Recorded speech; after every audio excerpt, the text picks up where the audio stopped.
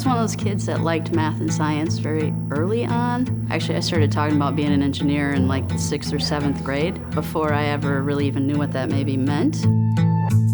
Obviously, going into college and going into engineering, I knew that there wouldn't be a lot of females. So even in classes within college, I was the only female in some of those classes. I think for me, it's kind of not only having a seat at the table, but trying to establish a voice at the table. Because I think those can be two very different things. So it's a learning curve for sure. But I think it's a learning curve for the men at the table as well. Being promoted as the first female principal here at Fishback, as well as one of the youngest, was honestly a surprise to me. I was very overwhelmed. I had no idea that it was coming, so I might have been the most surprised person in the building at that point.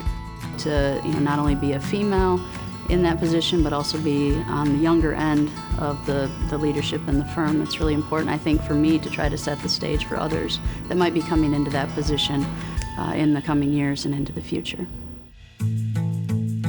It's really important to have diversity because otherwise I don't think you have any different voices or opinions or thoughts. And I think it's really hard for organizations to grow and continue to adapt to not only the economy, but also what's going on within the different regions. If you don't have different voices at the table, I think it's very difficult to grow in a meaningful way. For me, I've always been really encouraged by my family. It was always up to us to try to continue to live up to our potential. I can remember my parents coming home from parent-teacher conferences when I was a freshman. And they came home and they had gone to all 4 of our, parent-teacher conference settings. And I knew for sure I was fine because I was doing very well. And I was getting an A- in my math class. And they were more mad at me than anyone else's B or C. And it was because my teacher had said that I wasn't doing homework, so I wasn't living up to my potential. A lot of times when I feel like giving up on different things, I kind of go back to I really have the potential to probably stick this out and do something more, so.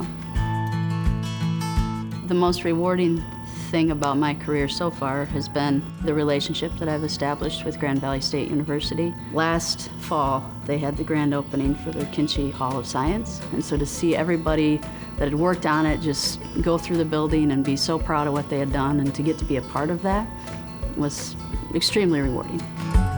I was surprised to be nominated. I look up to the women that have been selected, and I never imagined myself being in that position. To be recognized, I think, is truly an honor.